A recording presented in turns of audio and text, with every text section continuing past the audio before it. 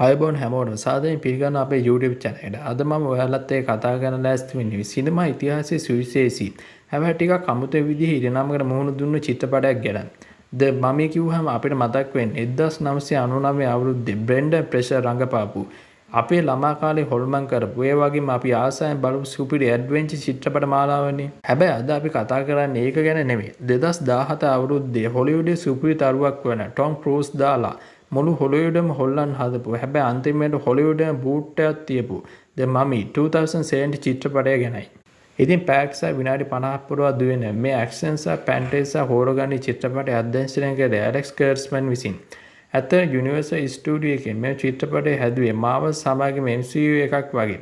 ඉතින් ඒගොල්ලෝ රාක්ෂය ඔක්කොම එකතු කරලා ඩාර්ක් යුනිවර්ස් කියලා අලුත්ම සිනමා විශ්වයක් පටන් ගන්න. ඒ විශ්වයේ පළවෙනි අඩිතාලම තමයි මේ ෆිල්ම් එක. හරි අපි මොලින්ම චිත්‍රපටයේ කතා පැත්තට හැරෙමු.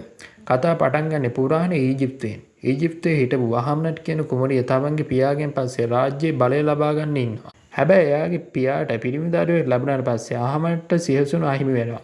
මේකෙන් කෝපයට පත් වෙන අය මරණයට අධිපති සේත් කියන දෙවියන් එක ගිවිසුමක් ගහලා තමන්ගේ මුළු පවුලම මරා දමනවා. ඇය උත්සාහ කරන්නේ සේත් දෙවියන්ට මිනිස් සිරුරක් ලබා දීලා මේ ලෝකෙම පාලනය කරන්න. හැබැයි ඒක සාර්ථක වෙන්න කලින් අය වල්ලා ගන්න රාජකීය ආරක්ෂකයෝ අය පණ පිටින්ම මමියක් කරලා ඊජිප්තයේ ගොඩක් ඈතින් තියෙන මේසපොතේමියාවේ නැත්නම් අපි කවුරුත් දන්න ඉරාකයේ රසදිය පිරුණු වලක හිට කරනවා. ඉතින් දැන් අපි යනවා වර්තමානයේට. ටොම් ක්‍රූස් රංගපාන්නේ නික් මෝටර් කියන ඇමරිකාවේ හමුදා සෙබළාගේ චරිතය. හැබැයි මෙයා නිකන් සෙබළෙන් නෙමෙයි. හොරෙන් පුරාවෘත්ත සොරකම් කරලා බ්ලැක් මාකට් එකේ විකුණන හොරෙක්. ඉතින් මෙයා තමන්ගේ යාළුවා වෙන ක්‍රිස් එක්ක එකතු වෙලා ඉරාකයේ ත්‍රස්තවාදීන් එක්ක සටන් කරන අතරතුර අහම්බෙන් අර අවුරුදු දහස් ගණනක් පැරණි අහම්නට් කුමරියගේ සොහොන් ගැබ සොයා ගන්නවා. ඉතින් මේක පරීක්ෂණය කරන්න යනවා ජෙනීපා කියන ලස්සන පුරාවිද්‍යාඥවරියා. ඉතින් ඒගොල්ලෝ ඔක්කොම එකතු වෙලා මේ මමේ කූඩුව හමුදා ගුවන්යානයකින් ලන්ඩන් නගරයට අරන් යන්න ලෑස්ති වෙනවා.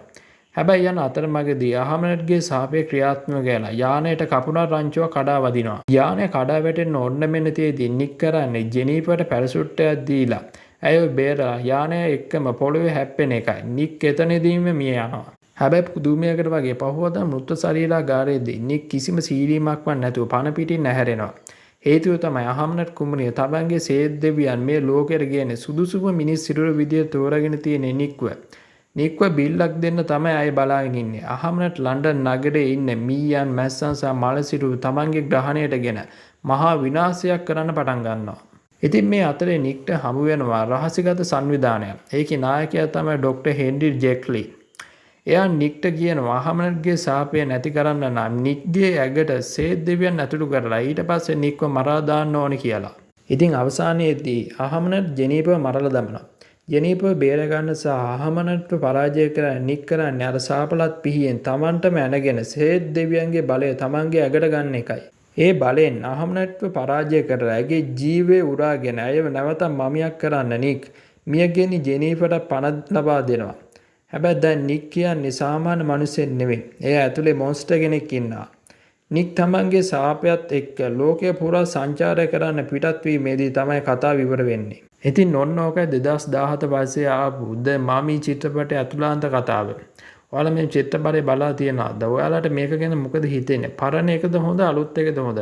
පල්ලෙන් කමෙන්ට් එකක් දාන්න. වීඩියෝ එකට කැමතිද ලයික් කරන්න. යාළුවන්ට බලන්න ෂෙයා කරන්න. ඒ වගේම අපේ channel එක subscribe කරලා නැත්නම් subscribe කරන්න. ඉතින් ඊළඟ වීඩියෝ එකෙන් තවත් සුපිරිම සිනමා විචාරයකින් නැවත හමුවෙමු. හැමෝටම ජය වේවා.